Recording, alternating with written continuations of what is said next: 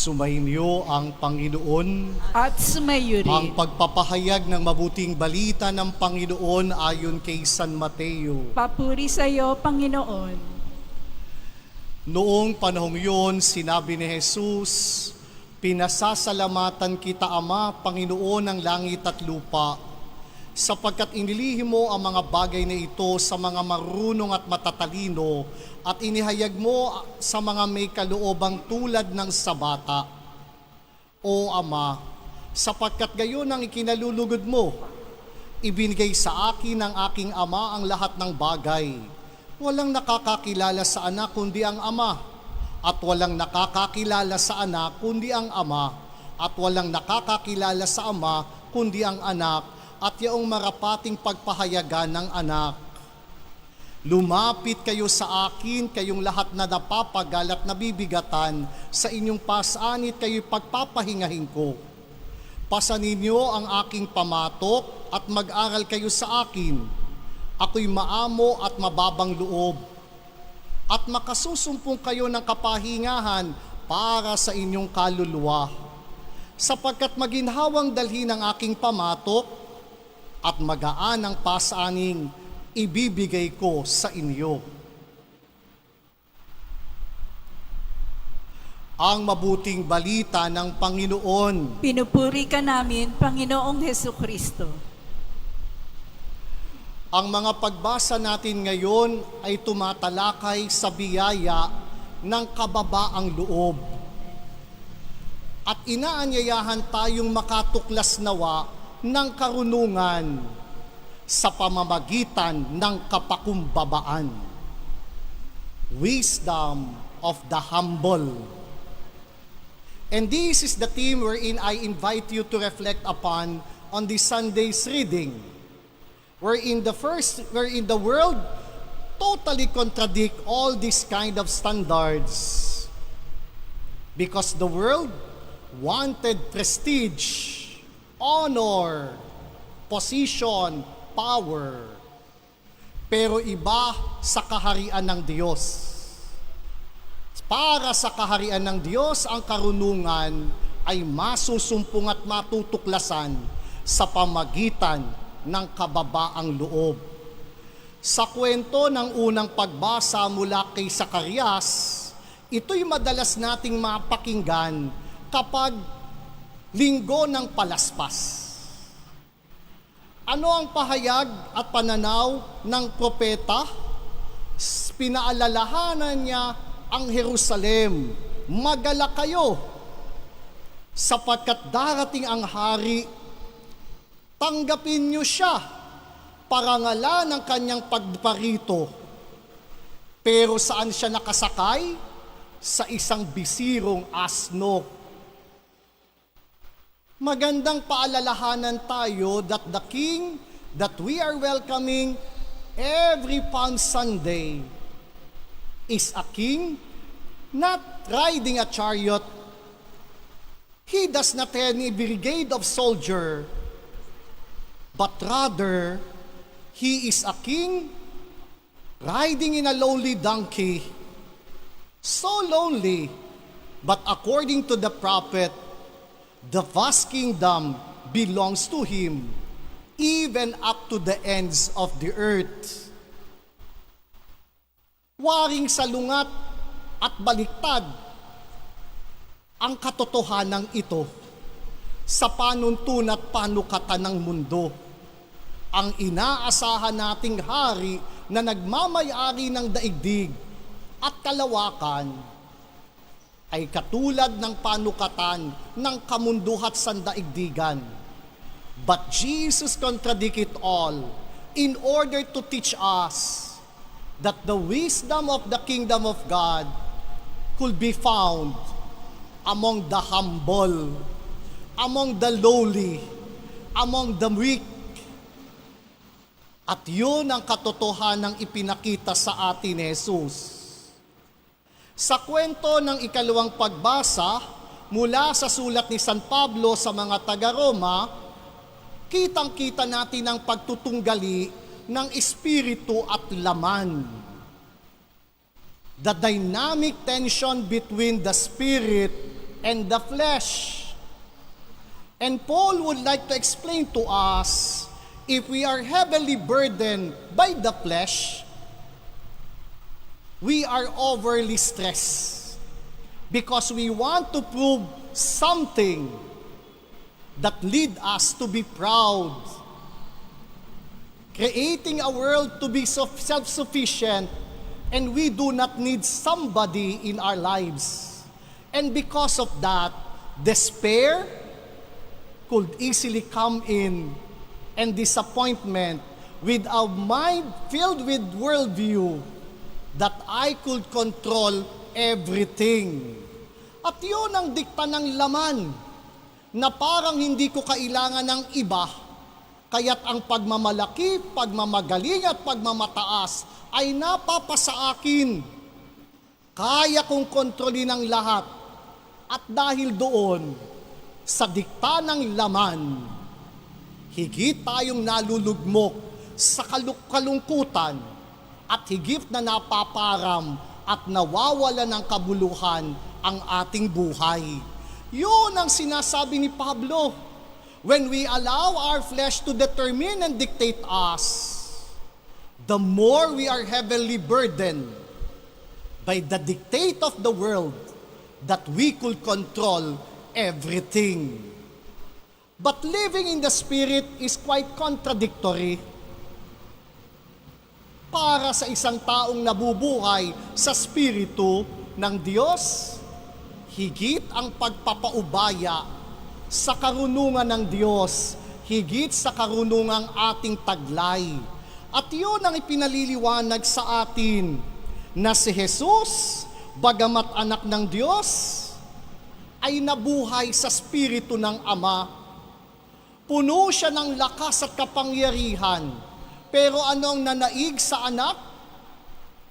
Ang kanyang kabukasan, parang Espiritu ng Ama, ang paghugutan niya ng karunungan, at ang karunungan na ito'y ipinabatid niya sa atin sa pamamagitan ng kapakumbabaan.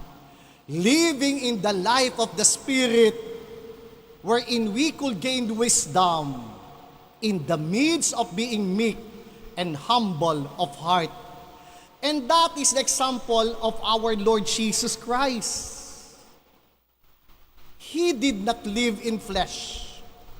He lived in the guidance of the Spirit of the Father, and he does not find it hard to embrace the path of humility, knowing that the wisdom of the Father lies in such kind of gesture of being lowly and humble. Kaya naman maunawaan natin higit ang Ebanghelyo sa unang bahagi nito, nang papurihan niya ang Ama at pasalamatan ng Panginoon ng langit at lupa. Bakit?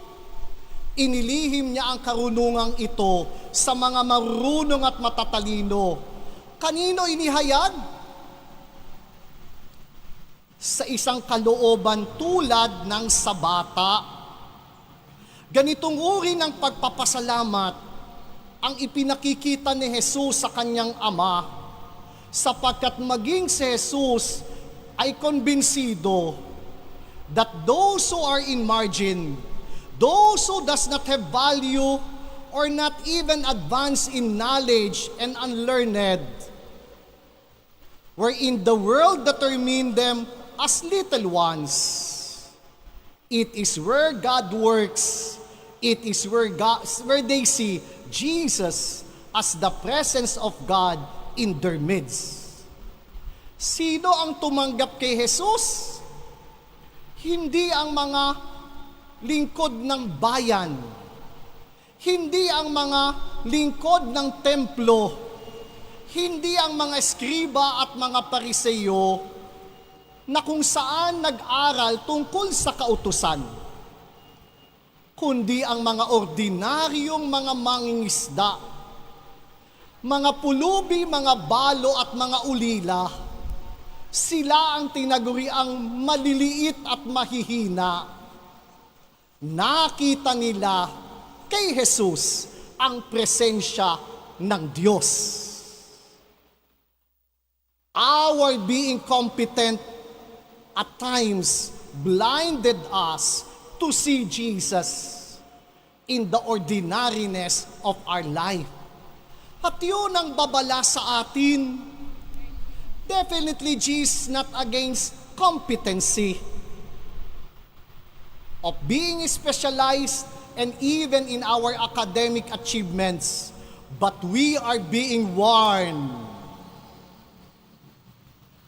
Baka ito'y pumasok sa ating ulo at nabubulag na tayo na hindi natin nakikilala at nakikita ang presensya ng Diyos sa ordinaryong kaganapan at pangyayari sa ating buhay.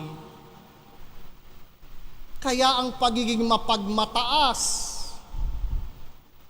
ang pagiging tanyag, ang papurihat parangalan, madalas ay umaabot sa sukdulan na hindi na nakikita ang Diyos. Sa halip, bilib at hangang-hanga tayo sa ating sarili. Jesus is inviting us that the more we become learned, the more we develop a meek and humble heart, na habang tayo'y dinadakila, lalo sana tayong nagpapakumbaba. At sa ganitong uri ng mga tao, higit tayo'y humahanga. Pero yung mga taong dinadakila at higit na nagiging mapagmataas, marunong nga sila tanyag, pero hindi kahanga-hanga ang taglay nilang kakayanan kung ito ang naglalayo sa kanila sa sangkatauhan. Kaya nga po tinuturuan tayo that the more we increase and bless in our standard of living, the more we increase the standard of giving. And that wisdom could be found to a person with humble and meek heart, na habang sumasagana, lalo namang nagiging bukas palad sa pagmamalasakit, paghahandog at pag-aalay sa iba. That the more we are blessed by God, the more we become blessing to other people, recognizing that whatever we receive from Him comes from God, and recognizing ourselves merely as channel of God's blessing to other people. Kaya yung ikalawang pagbasa, mauunawaan natin nang sabihin ni Jesus, lumapit kayo sa akin, kayong napapagal at nabibigatan. Those who are heavily burdened by the world expectation, come to me. You could be who you are. You could be yourself upon coming to me. You does not need to pretend. You does not need to be proud. You just come as who you are. And God Himself will give you rest by learning not on the ways of the world, but in the ways of God, which will liberate you and liberate us from the expectation of the world. Di ba it becomes so refreshing that we could be who we are in front of God. Hindi natin kailangang magpanggap. Hindi natin kailangang magbalat kayo. Hindi natin kailangang magkunwari. Hindi natin kailangang magmataas. At patunayang kontrol natin ang lahat. Pero sa harapan ng Panginoon, pwede tayong magpakatotoo kung sino tayo. Pero hindi humihinto doon. Natututo tayo sa pamamaraan ni Jesus. At patuloy pa rin ang pagpapasaan natin. Pero ngayon, may bago ng kabuluhan, may bago ng kahulugan. ang pagpapasa natin ng ating pamatok, ito'y naaayon na sa karunungan ng Diyos at sa diwa ng kababaang loob. We continue to bear our crosses, the yoke, but this time, we carry it on, not according to the expectation of the flesh, not according to the expectation of the Lord, but simply following the way of Jesus, carrying heavy load, but at the same time, finding rest on all heavenly burden that we are carrying on because we find meaning and purpose of it all in the wisdom of our Lord. Kaya nga ho, nakakahanga ang mga taong mabibigat ang pinagdaraanan. At kapag nabatid mo't narinig ang kwento't storya ng kanilang buhay, pero maaliwalas pa rin ang kanilang mga muka, tunay na kahanga-hanga, na batid nilang katuwang ang Diyos sa pagpapasaan at ang pamamaraan ng Diyos ang kanilang sinusundan. Kaya naman kahit mabigat ang pamatok, ito'y gumagaan sapagkat hindi ang dikta ng mundo ang nagiging pamantayan ng kanilang buhay, kundi ang pamantayan ni Jesus na ating katuwang sa pagbabata ng mga pamatok na ating pinapasaan sa araw-araw. Lubhang napakalaking konsuelo ang paanyaya sa atin ng Panginoong Hesukristo. Pero kailangan nating yakapin ang biyaya ng kababaang loob para masumpungan ang kanyang karunungan, para matuto tayo sa kanyang pamamaraan at makita natin ang ating mga pinagdaraan ng mga pampamatok sa araw-araw nang may panibagong kabuluhan. Hindi na batay sa inaasahan ng mundo, lalo't inaasahan ng tao, kundi batay sa kalooban ng Ama na ito'y daan natin ng pagliligtas para sa ating sarili at sangkatauhan at nakasusumpong tayo ng bagong kahulugan sa mga paghihirap na pinagdaraanan natin sa pagpapasa ng krus araw-araw sa ating buhay. Inaanyayahan tayo ni Jesus, yakapin ang landas ng karunungan ng Diyos sa diwa ng kababaang loob. Maupo tayo sumandali para sa pagbabalita at mga paanyaya sa darating pong Huwebes, July 9, alas 9 ng umaga ay magkakaroon po ng healing mass sa karangalan at pamamagitan ni Saint Ezekiel Moreno sa pamumuno po ng ating mga OAR Fathers. Kaya inaanyayahan po tayo. Batid natin si San Ezekiel ay napakamabisang tagapamagitan para sa paghihilom at kagalingan. Kaya tayo mapalad, narito po ang mga OAR Fathers at sila po ang mangunguna sa ating healing mass on July 9 at 9 a.m. Yun po yung una. Pangalawa, patuloy na po ang ating dalaw patron ni San Roque at tayo po ay nagdiriwang ng banal na misa tuwing Martes at Huwebes sa mga barangay na kung saan kanyang dinadalaw. At ito po'y tudyat ng paghahanda sa nalalapit niyang kapistahan. Kaya ang nobenaryo po ni San Roque, pagbalik niya sa parokya ay sa August 5. Yun din po ang opening salvo ng ating nobenaryo hanggang August 13. So yun po ang paghahanda naman natin sa kapistahan ni San Roque. Pangatlo po, tungkol sa pagawain ng simbahan, halos patapos na pong pinturahan ang mga upuan. Minabuti po nating tanggalin yung mga plate sa bawat upuan sapagkat ang plano ko po, kokolektahin ko po yung mga plate ng mga donors.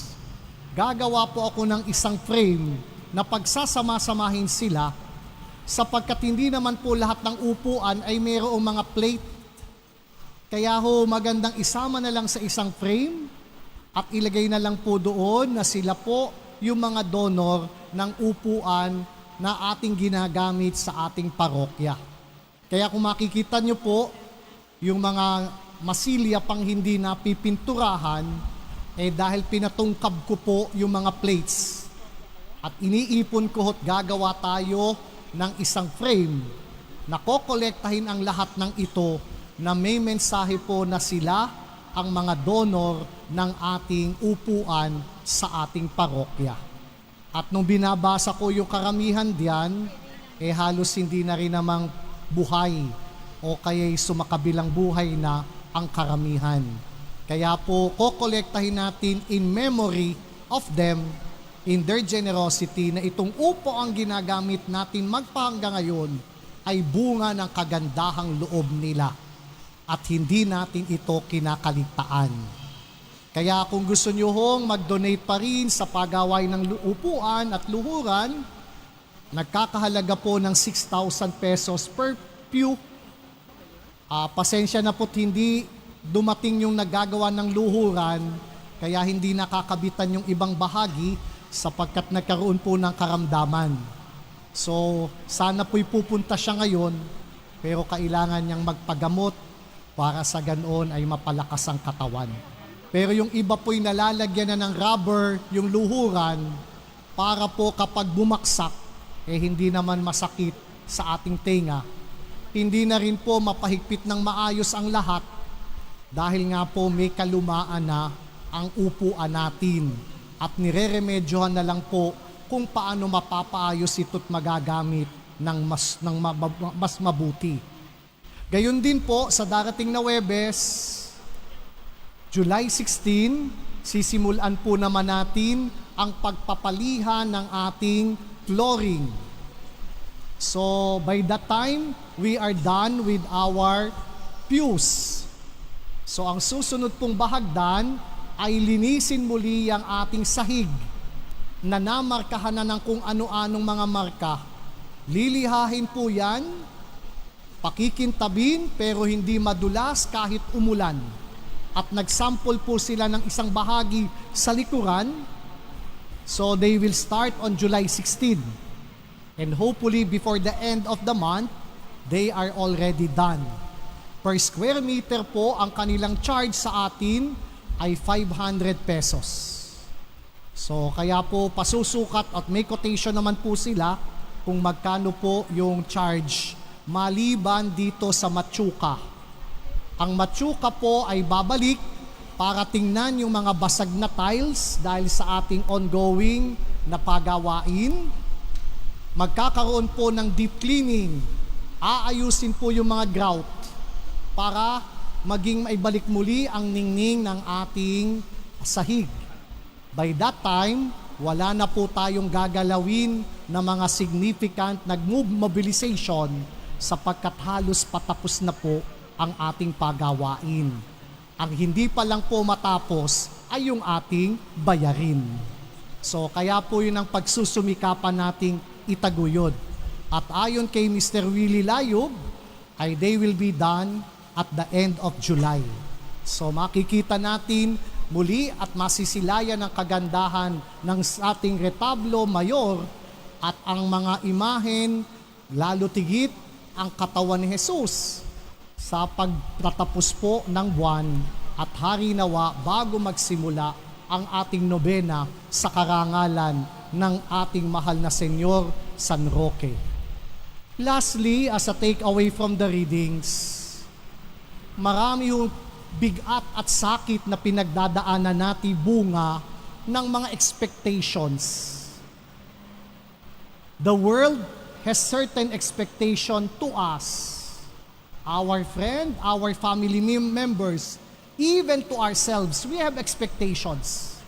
And those expectations becomes heavy burden. Kaya nang anyayahan tayo ni Jesus, come to me, all of you who are heavenly burdened. Jesus is telling to us, humble yourself, be true to yourself. You does not need to pretend. to me. Wala tayong kailangang patunayan kay Jesus. Wala tayong dapat ipagmalaki kay Jesus. Pwede tayong maging tayo sa harapan ni Jesus. That's why I'm always telling you, make Jesus truly personal to you. Do not end in devotion and traditions. Develop a personal relationship to God. Dahil pwede tayong magpakatotoo sa harapan ng Diyos sapagkat wala tayong dapat patunayan sa Kanya. And when we disclose even our lamentations, kahit mga panaghoy natit galit, pwede nating sambitin sa Kanya. Gumagaan ang ating dalahin. At yung Kanyang pamamaraan, ang ating natututunan, hindi ang pamamaraan ng mundo, hindi ang pamamaraan at dinidikta ng ating kapwa-tao, hindi yung sinusunod natin yung uso, kundi ang karunungan ng Diyos na masusumpungan natin sa pagkakaroon ng mababang loob. At kapag ganun, gagaan ang ating pasanin sa ating buhay. Kaya po ang paanyaya ni Jesus, lumapit sa Kanya lahat kayong napapagal at nabibigatan. Matuto sa Kanya. At kapag tayo natuto sa Kanya, anumang pinagbabata nating hirap, gumagaan, sapagkat hindi na ang dikta ng mundo at tao ang panukatan, kundi ang pamamaraan ngayon ng Diyos, ang ating gabay at patnubay. Tumayo po tayong lahat. Sumainyo ang Panginoon, At sumayo rin. yumuko kayo habang iginagawad ang pagbabasbas. Ama naming mapagpala, basbasan mo ng iyong kabanalan ang iyong sambayanan upang matagpuan sa iyo ang kaligtasan mula sa kapahamakan at ang katuparan ng tanang inaasam na kabutihan sa pamagitan ni Jesucristo kasama ng Espiritu Santo magpasawalang hanggan. Amen. At pagpalain kayo ng dakilang Diyos Ama, Anak at Espiritu Santo. Amen. Naihandog na natin ang hapag ng Eucharistia. Humayo kayong at Diyos at kapway mahalin at paglingkuran. Salamat sa Diyos.